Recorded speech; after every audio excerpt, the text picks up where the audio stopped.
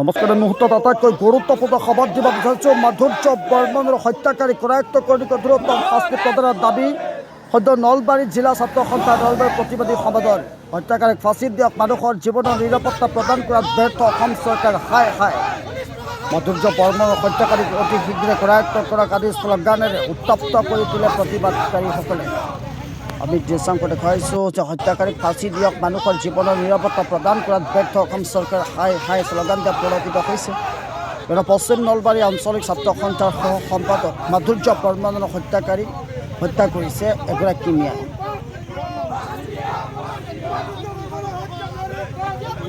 গুৱাহাটী মেডিকেলত চিকিৎসাধীন হৈ আছে, কিন্তু গৃহ বিভাগ ব্যৰ্থ, জিলা প্ৰশাসন ব্যৰ্থ। কাৰণ এতিয়ালৈকে 12 ঘণ্টা সময় উকলি গ'ল। 12 ঘণ্টা উকলি যোৱাৰ পিছতো আৰক্ষী অধীক্ষকগৰাকীয়ে কি কৰি আছে?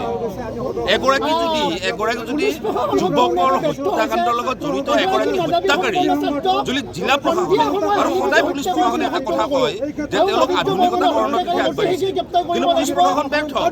কাৰণ তেওঁলোকৰ যি এটা আধুনিকীকৰণ তেওঁলোক ব্যৰ্থ হৈছে। কাৰণ গৃহ বিভাগে সদায় কয় যে আমি সদায় কঠোৰ, কিন্তু কঠোৰ হোৱা চৰকাৰখনৰ কঠোৰ হোৱা গৃহ বিভাগে এই মুহূৰ্তলৈকে সেইগৰাকী